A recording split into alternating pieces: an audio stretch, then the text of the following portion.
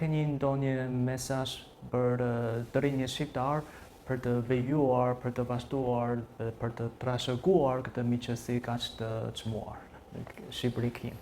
Kina dhe populli kines janë një popull dhe vend i madh.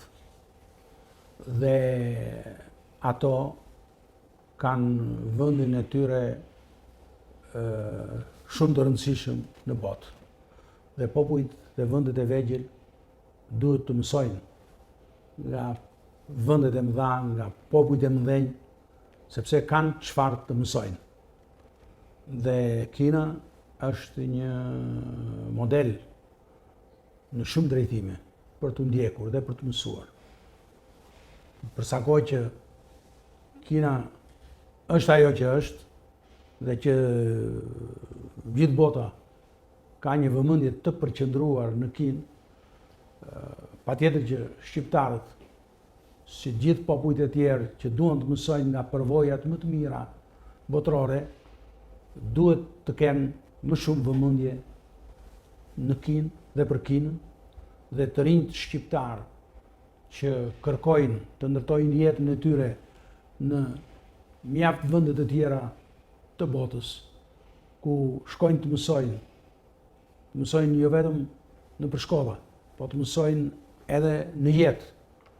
Ata në Kinë kanë shumë mundësi, shumë shanse për të mësuar, për të punuar, por më shumë për të mësuar përvojën kineze dhe pastaj këtë përvojë kineze të mund ta sjellin në Shqipëri, ta zbatojnë atje. Prandaj thirrja ime pa dyshim për të rinjt shqiptarë është që vendoseni Kinën me prioritet në hartën e objektivave tuaja, jo vetëm turistike, por edhe në ato të edukimit, të punësimit dhe të marrjes së përvojës me qëllim për të rikthyer në Shqipëri dhe për të zbatuar këto përvoja pozitive edhe në terrenin shqiptar.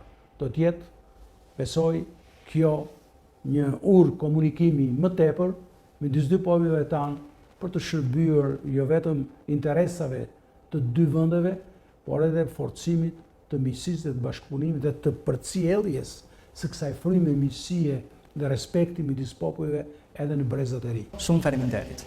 Kënaqësi dhe për mua. Po, jo vetëm për intervistën, por edhe për zërin dhe kontributet që keni zënë për miqësinë. Shumë faleminderit. Faleminderit.